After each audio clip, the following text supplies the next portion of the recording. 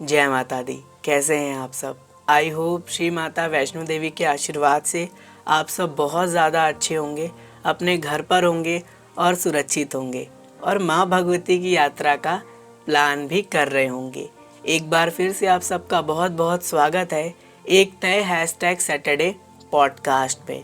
आप सब के लिए हम एक नई पॉडकास्ट में एक नई स्टोरी लेकर हाजिर हैं। आप सबको पता ही है कि पिछले सैटरडे में पॉडकास्ट नहीं आया। आप सबका बहुत कमेंट आया कि पॉडकास्ट क्यों नहीं आया। तो मैं आपको बता दूं कि उस समय हम डिजिटल यात्रा एडिट कर रहे थे, इस वजह से पॉडकास्ट सैटरडे हम अपलोड कर नहीं पाए। बट हाँ, इस बार हम आपके लिए पॉडकास्ट तो लेकर आए ही हैं। इसके साथ साथ आप सबसे रिक्वेस्ट भी करना चाहते हैं कि आप सब हमारी डिजिटल यात्रा को ज़रूर देखें और देखने के साथ साथ जितना हो सके उसे शेयर ज़रूर करें। चलिए आज की इस नई सैटरडे पॉडकास्ट की स्टोरी की शुरुआत करते हैं। स्टोरी शुरू करने से पहले ही मैं आपको बता दूं कि इस स्टोरी से आपको कुछ सीखने को तो मिलेगा ही, इसके साथ साथ आप माता रानी की महिमा को, माँ भगवती के चमत्कार को एक बार फिर से जान पाएंगे। हमारे तक आज की स्टोरी शेयर किया है गुंजन जी ने, जो कि महाराष्ट्र के रहने वाले हैं और ये स्टोरी अभी रिसेंटली ही घटी घटना पे आधारित है।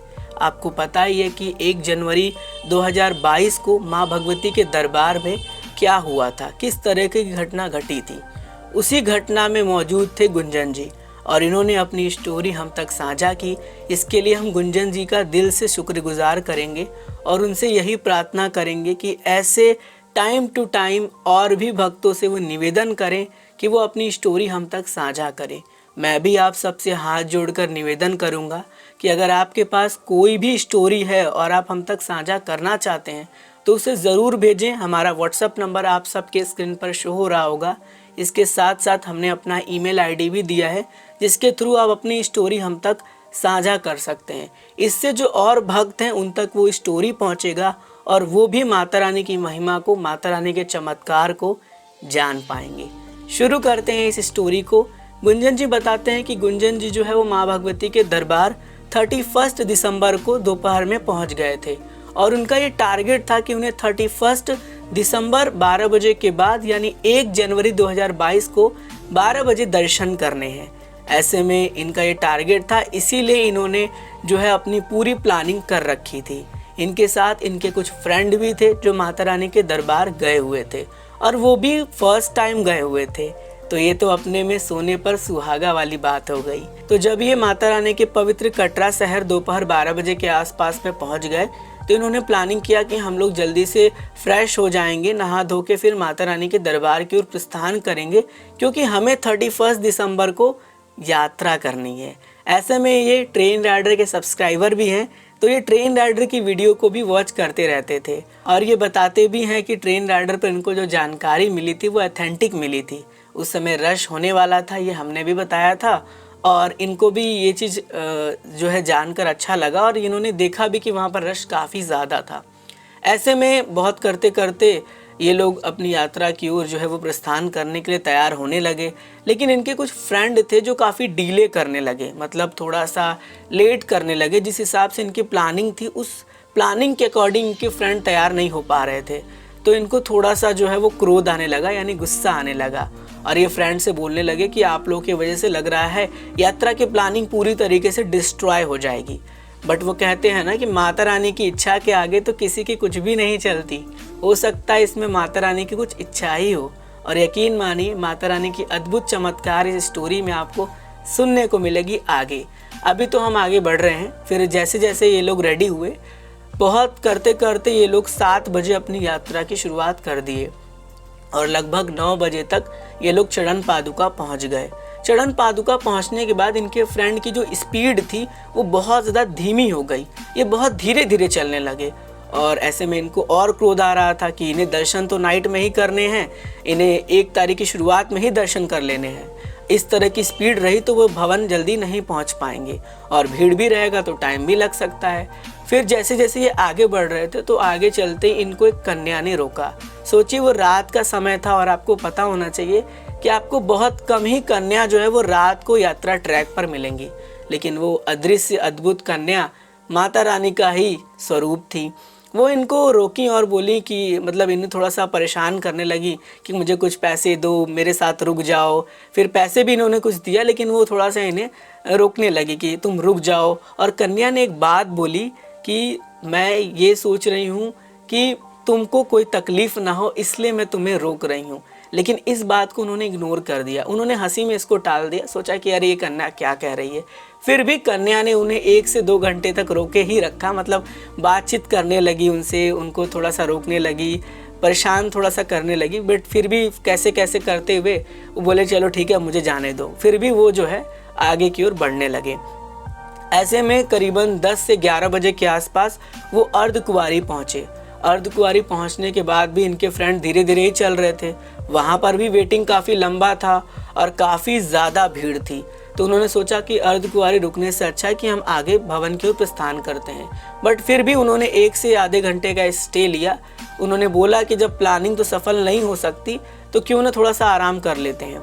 1 घंटे बाद जैसे ही वो भवन की ओर आगे बढ़ रहे थे तो करीबन रात को 2 बजे के आसपास माँ भगवती के पवित्र पावन भवन में वो दुर्घटना हुई और उसमें कई सारे लोगों की जो है वो मृत्यु भी हुई और उनकी जो लाशें हैं वो एम्बुलेंस से आने लगी। इस चीज़ को देखकर वो बहुत डर गए और तब उन्हें एक चीज़ रियलाइज़ हुआ। वो रास्ते भर ये सोच रहे थे ना कि क्यों मैं जल्दी नहीं पहुंच पा रहा हूँ, मुझे जल्दी पहुंचना है, मुझे जल्दी दर्शन करने। वो सभी अपने दोस्तों को काफ़ी जो है वो बोल रहे थे कि तुम लोगों की वजह से हमारी जो प्लानिंग है वो पूरी फेल हो गई, कन्या ने भी मुझे रोक दिया, ये कर दिया वो कर दिया।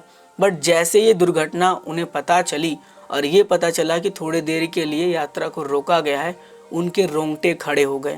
उन्हें उस कन्या की बात याद आई जिस कन्या ने उन्हें बोला था कि मैं तुम्हें इसीलिए रोक रही हूँ ताकि तुम सलामत रहो, सेफ रहो। और फाइनली सोचिए ये माता रानी का अद्भुत चमत्कार है कि वो रुक गए और रुकने से उनकी जान बच गई। उन्होंने अपनी स्टोरी में बताया कि रुकने से मेरी जान बच गई, वरना अगर मैं रुका नहीं होता तो शायद मैं भी उस भीड़ में होता और हो सकता है कि मेरी भी जान चली जाती। लेकिन वो कहते हैं ना कि जब माँ भगवती का आशीर्वाद रहता है, जब माता रानी की अनुपम कृपा रहती है, तो फिर कोई भी कार्य जो है वो अधूरा नहीं होता और माता रानी किसी के साथ कभी गलत नहीं करती।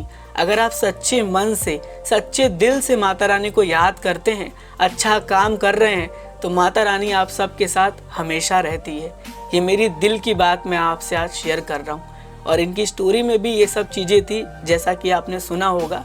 और तब जाकर इन्होंने अपने फ्रेंड को भी धन्यवाद दिया और उस दिन से इन्होंने ये चीज़ सोचा कि ज़िंदगी में जो होगा वो अच्छा ही होगा। यानी वो आपने बहुत पहले एक कार्टून सुना होगा, आपको याद होगा, कमेंट करके बताइएगा। जो हुआ अच्छा हुआ। राजा की एक स्टोरी थी, जो हाथ कट जाता है तो जो उनके एक मंत्री होते हैं वो बोलते हैं तो राजा उनको हटा देते हैं कि ऐसे बोल दिया। फिर जंगल में जाते हैं तो हाथ कटा रहता है तो उनको जंगल वाले जो पकड़े रहते हैं आदि मानुस उन्हें छोड़ देते हैं। तो उसमें होता है ना कि जो हुआ अच्छा हुआ। सेम चीज़ इनके साथ हुआ और इन्होंने कहा कि जो हुआ अच्छा हुआ। यानी ये लेट से पहुँचे तो सेफ थे। ऐसे करते करते ये करीबन 3 से 4 घंटे माता रानी के हिमकोटी मार्ग पर बैठे ही रह गए। और फिर जैसे जैसे दर्शन खुला तो फिर ये गए और माता रानी की बहुत ही प्यारे और पवित्र दर्शन इन्होंने प्राप्त किया। इन्होंने सोचा नहीं था कि ऐसे दर्शन इन्हें मिलेंगे, लेकिन माँ भगवती की अनुपम कृपा से इनके दर्शन बहुत ज़्यादा अच्छे हुए। फिर ये वापस रिटर्न कटरा आ गए और कटरा में इन्होंने स्टे करते हुए हमें भी अपनी वीडियो शेयर करने की कोशिश की, लेकिन हो सकता है शायद कोई नेटवर्क प्रॉब्लम की वजह से हमारे तक वीडियो पहुंची नहीं। लेकिन मैं फिर भी गुंजन जी का दिल से शुक्रिया करूंगा, दिल से धन्यवाद करूंगा कि उन्होंने इतना प्रयास किया, अपनी स्टोरी साझा की। इसके लिए फिर से गुंजन जी आपको थैंक यू सो मच। और मैं आप सब से भी हाथ जोड़कर निवेदन करूंगा कि अगर आप अपनी स्टोरी हम तक शेयर करना चाहते तो ज़रूर साझा करें। इससे और भक्तों को बहुत सारी प्रेरणा मिलेंगी, उनको भी माता रानी के चमत्कार के बारे में पता चलेगा। ये पॉडकास्ट शुरू करने का बस एक ही मकसद है कि आप सब माता रानी से और करीब हों और अपनी अपनी स्टोरियाँ और भक्तों तक पहुँचाएँ। शायद ये ट्रेन राइडर एक ऐसा प्लेटफॉर्म है जिस पर आप अपनी स्टोरी साझा करते हुए माता रानी का प्रचार और ज़्यादा कर सकते हैं। तो अब मैं यही आशा करूँगा कि आज की ये स्टोरी आपको बहुत ज़्यादा अच्छी लगी होगी। अगर आपको ये स्टोरी अच्छी लगी है तो लाइक करके ज़रूर बताइएगा और कमेंट बॉक्स में जाकर मुझे एक सवाल का जवाब ज़रूर दीजिएगा कि आप कब जा रहे हैं माता रानी की यात्रा पर। कोशिश करिए, कोशिश करने वालों की कभी हार नहीं होती और माता रानी उन्हें ज़रूर बुलाती हैं जो कोशिश करते हैं। चलिए, आप सबके लिए हमने श्री माता वैष्णो देवी की डिजिटल यात्रा बड़ी मेहनत से बनाई है।